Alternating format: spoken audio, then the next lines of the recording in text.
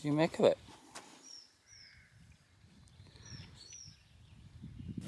One of the star calves this year.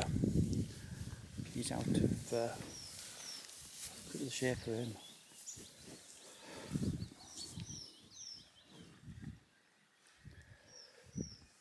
But he's not the only one. There's another one very similar, but that's the biggest one. And he's not that old, is he? What is he now made? He's 5 months.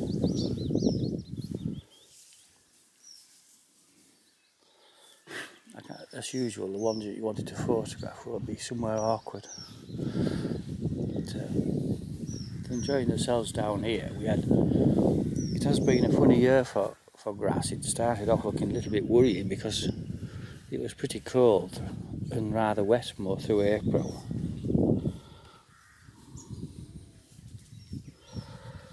But then, quite suddenly, grass just seemed to take off. Everyone's saying the same for those silage crops are really good. Compared to like recent years, it was a bit feeble. And this one, admittedly, she's got a bit of age to her now, but she's a heifer to serve through the winter. We did have some problems getting her in calf, but I think she's in calf now, I hope so anyway.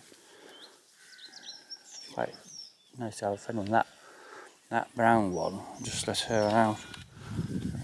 There's 3 still aren't served, and it's going to be a bit difficult getting them in, but she was bulling the other day, so the cycling normally. She's no age, only about 18 months, so obviously she should have been done really.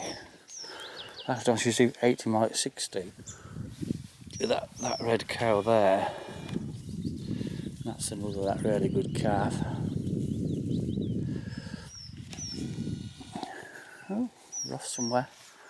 That, you see there, that orange drain we had there. What are you doing? They're just playing about because I'm talking. The drain there, the end of it was bunged up. I think the cows had sort of trampled it in. So I put a piece of plastic on the end of it, and it's amazing how much water it's running because it was making quite a wet spot further out.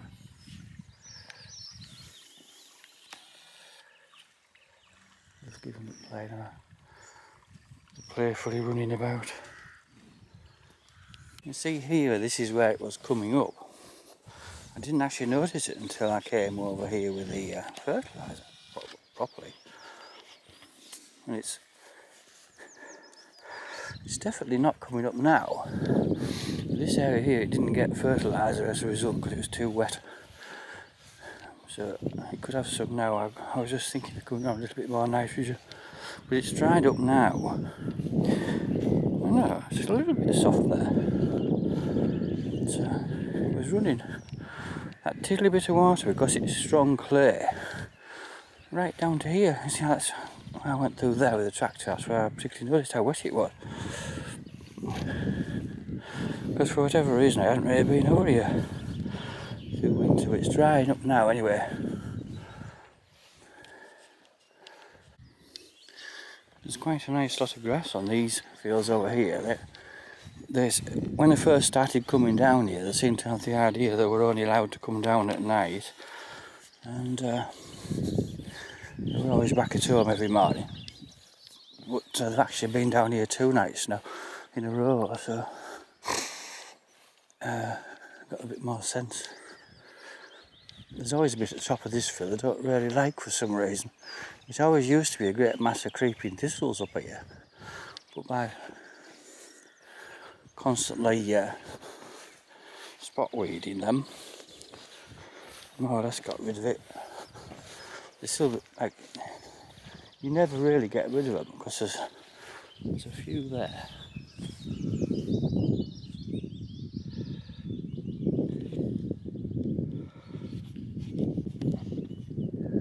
So we have I just messed up my exposure there. I can't use this camera anymore. This few creeping thistles there, which they want spotting again. See, now we're at the point where there's literally like a handful like that, which if you just keep on top of them, more or less get rid of them. There's a few more. It's surprising how they keep coming back. I mean, if you didn't spray them, by this time next year they'd be as bad as ever. did have problems in this winter. One sheep, and she had 2 lambs early, and she kept getting through this blooming hedge. She was getting through up there, and then later on she started getting through on the bottom hedge, so I've had to put bits of nettle on there. But, it's no bad thing really that you get an odd one like that, kind of master creeping through, which identifies the weak areas where you wouldn't have noticed, because when she was literally like creeping through. But it's a nice spot along here. There are a lot of primroses on this little bank. And then at the bottom it goes a bit sort of boggy in there. But even that, like for your wild flowers and that, there's some quite interesting stuff here. It's not really caused any problem just making that little wet spot.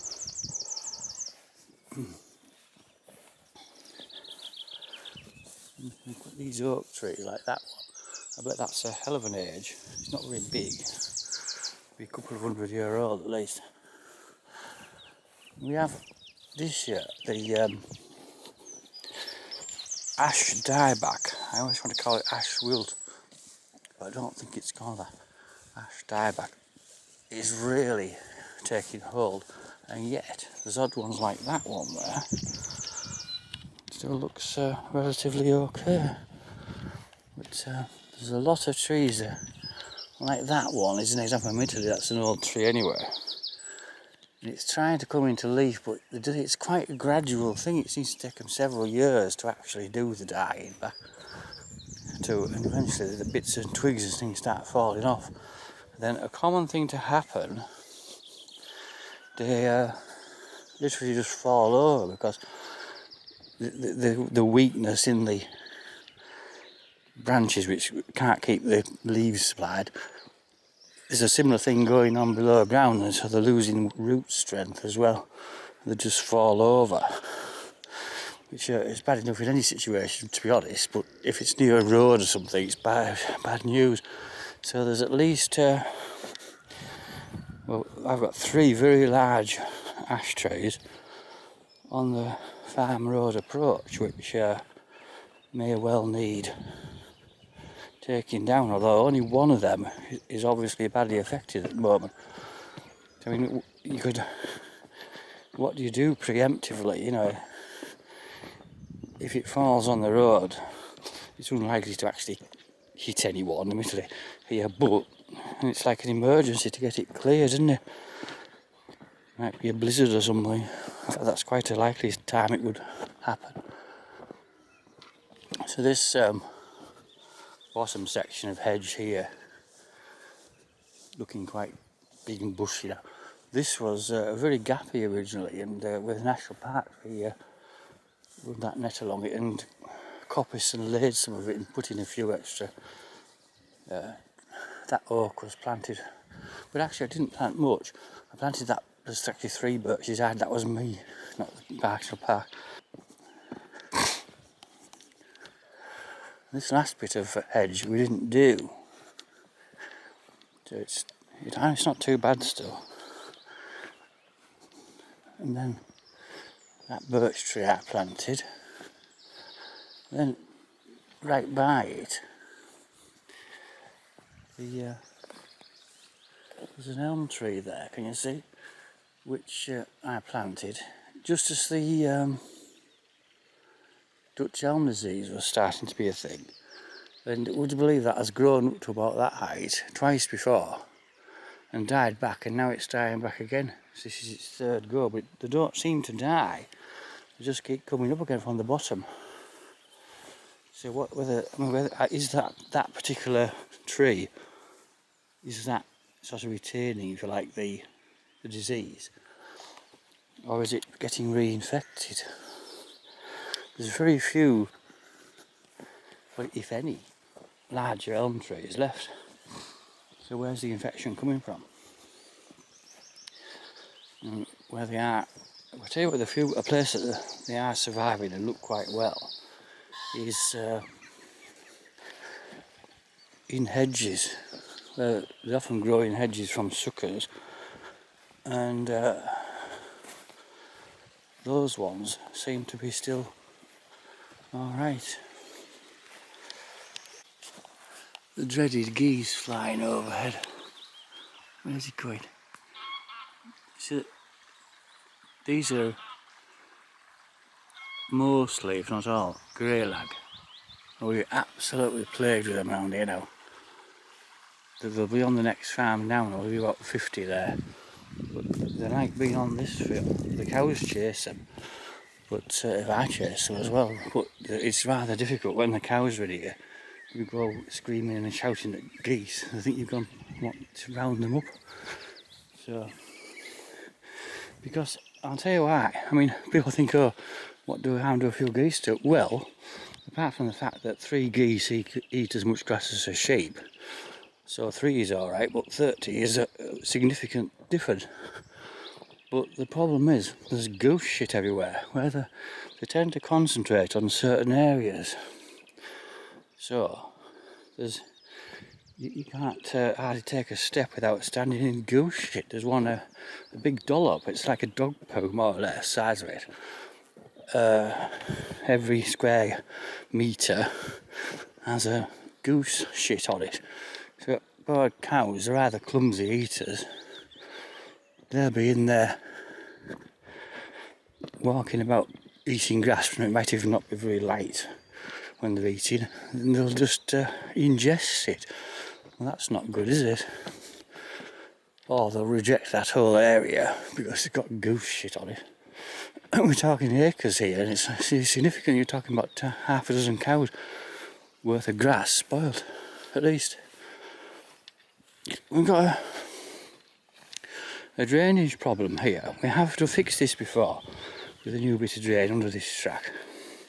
But it always dries up by, it's May now, it's practically stopped, but it comes out here where them rushes are. You'll see them? That must be the actual source, and there's a drain. It comes up in this track and runs right down the track. So I just make a little mini ditch across, let it go down there. Because I do remember it actually running out of a pipe into that. There used to be a pond there, it's almost entirely dried up now. So that would be a relatively easy fix for a digger, but just actually getting around to coming down here doesn't seem particularly important.